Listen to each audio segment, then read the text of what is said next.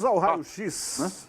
Vamos ao raio-x dos dois times, começando, logicamente, pelo Grêmio, que está jogando em casa, entre aspas, mas vamos considerar o Couto Pereira hoje o estádio do lotado, Grêmio. Né? Está lotado, parece. Vendeu. Isso. Aí, oitavas da Copa do Brasil, né? Tem uma vitória, 2 empates, nenhuma derrota, marcou 3, sofreu 1 gol. E aí os desfalques, André Henrique e Gustavo Nunes, enquanto que o Corinthians, lembrando sempre, em 0-0 o primeiro jogo. O Corinthians não tem desfalques, tem ausências. Meu Deus do céu. Até o Alex Santana. O Alex Santana é um desfalque, pai. O Alex Santana não. O Ivan Guedes já vai se pronunciar aqui do meu lado. Olha lá, 5 jogos, 4 vitórias, 1 empate, nenhuma derrota, 9 gols marcados, 2 gols sofridos. E Ranieri está suspenso, né? Muito bem suspenso, com uma expulsão completamente cretina na ida, que podia ter prejudicado o time de forma estapafúrdia, o comecinho do segundo tempo. Fala aí, meu time não tem desfalques, tem ausências. Depende. Se o Pedro Raul é escalado, o Yuri Alberto faz falta. Concordamos.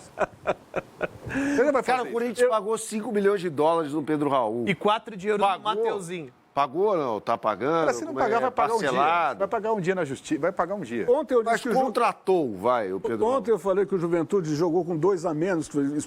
Aí o Vitor Guedes me corrigiu, falou 2 não, 1, porque o Pedro Raul estava em campo. Pedro Raul estava em Contrata o Pedro Raul. Como é que contrata o Quem Pedro contrata Raul? e quem coloca ele em campo. São duas coisas diferentes. As duas estão erradas. Mas assim, vamos lá. O Pedro Raul no Botafogo foi mal. No Vasco, No Vasco foi péssimo. no México. Ele jogou bem no Goiás. Foi mal no México também. Foi mal no Toluca. Mas por que contrata o Pedro Raul, A questão cara? é, você não tem dinheiro, você Faz. não tem muitas opções. Você precisa de um centroavante. Se ele vem por empréstimo, por exemplo, Na faixa. não ganhando muito, beleza, você vai apostar. O cara tem estatura, preenche a área, de vez em quando pode ser útil. O problema é, você olha para o Pedro Raul e ao mesmo tempo lembra, são 5 milhões de euros, de dólares, perdão. Dólares. Então, aí a conta não fecha. Você diria que ele é um jogador enganador? Não, porque ele não engana ninguém. Ele é um jogador fraco. Porque, assim, a expectativa, Kaká, quando ele veio, era essa. Não é um jogador que tinha uma aposta alta e não vingou. Quando ele veio para o Corinthians, e quem acompanhou ele jogar no Vasco e no Botafogo, e no México não acompanhei tão de perto, mas li os números dele no México, a minha expectativa era nenhuma. E aí, a gente acerta, a gente mas quando foi contratado ele, Mateuzinho, eu disse que era um absurdo completo.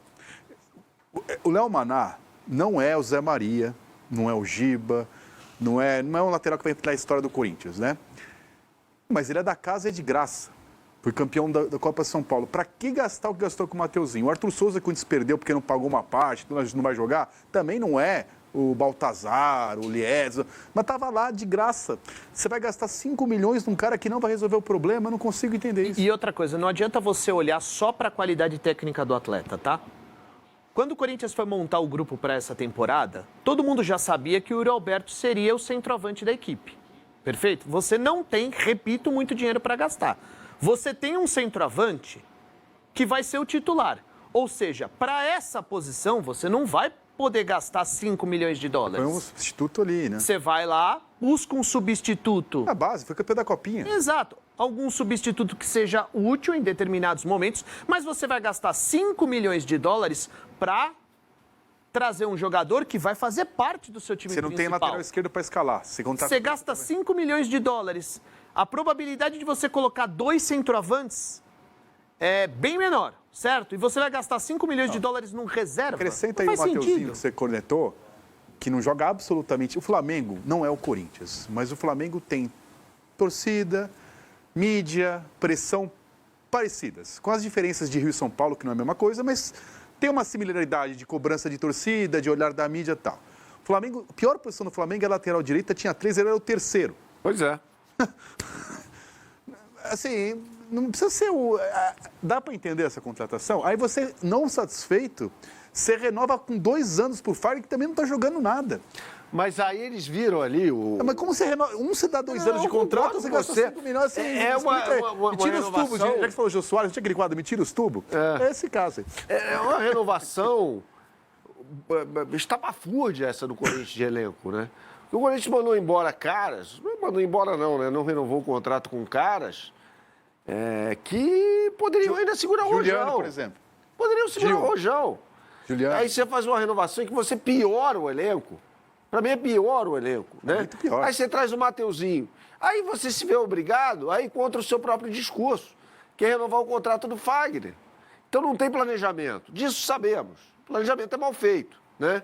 Mas não existe... Pior do que não haver um planejamento É não ter noção. é não haver convicção. Não ter noção. Entendeu? Que vai ao encontro, né? São duas coisas que vão... Mas como começou a temporada do Corinthians? Com um diretor estatutário, comandando o departamento de futebol, para depois contratar um executivo que pudesse pensar. Não foi executivo em lugar nenhum. No Flamengo ele fazia outro Ele era gerente. Assim, é outra coisa. No futebol brasileiro, em 90% dos casos, a diferença do profissional para o amador é que um recebe. Não é que veio ali, chegou um gênio agora para... Ou o Fabinho Soldado é esse cara. Agora também tem Não, eu acho que esses caras são capacitados, eu acho que eles são diferentes. Só que nesse quadro, nesse modelo associativo, a política interfere bastante. E dentro do raciocínio do Bernardo tem um detalhe importante, que é a questão do espólio.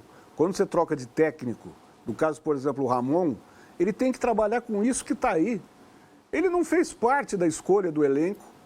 Ele aprovou o Charles, que chegou agora, que é horroroso. Não, um só. Bom, a gente pode discutir à medida que ele mostrar ou não o futebol. Mas a herança, o que ele herdou, é algo muito complicado. Só para não falar mal da gestão atual, já que o Corinthians tem um problema grave. Eu acho que é só o Corinthians, mas o Corinthians é muito claro, porque como eu trabalho com lives para corintianos e tal, acho que é uma lógica em todos os clubes. Nós vivemos uma era cretina de torcedores de diretoria, ou a favor ou contra. Então, assim, em qualquer lugar do mundo, você dá pau em quem está no poder. Né? Quem está no poder agora, você vai falar. O outro, quando voltar, a gente fala de novo. Mas o último grande finale da gestão do Willian Monteiro Alves foi a contratação do Hugo, que é um lateral horroroso também, né? Essa foi a última contratação. E aí o Ivan citou gastar 5 milhões no centroavante. O Corinthians tem para a lateral esquerda Hugo ou Bidu. É o Apocalipse ou o Armagedon. Vocês assim, vamos ver os tem times. Jogador, tem Teoricamente tem o Palácios, né? Vamos ver que veio machucado. Os times prováveis. O jogo é só 9h30, quer dizer, só lá para as 8h30 a gente vai ter a confirmação dos dois elencos. Que acaba 1 da manhã. Será? Rapaz. Olha aqui, o Renato Portaluppi deve levar a campo Marquezinho, 3 na zaga, Rodrigo Eli, Gemerson e Kahneman. João Pedro aberto pela direita, Reinaldo, o King Naldo pela esquerda, Carbadio, Vila Sante e Cristaldo, fechando o meio-campo, Pavão e Soteldo ali no ataque. Em compensação, o Corinthians do Ramon Dias deverá ter Hugo Souza, Fagner, Félix Torres, André Ramalho e Hugo, Rian, Charles, Garro e Breno Bidon, Romero e Wesley ou Giovani. Começando pelo Corinthians, o Vitão, deve ser esse time mesmo? O Wesley ou o Giovani no ataque? A expectativa das notícias que vêm do Sul é que o Ramon vai escalar o time titular. Eu não tinha essa convicção, porque o Corinthians luta numa situação glória e difícil contra a Degola. E o jogo é sábado à noite, não é domingo. Então eu tinha até a expectativa, mas isso não tem que vir do Ramon, tinha que vir de cima para baixo.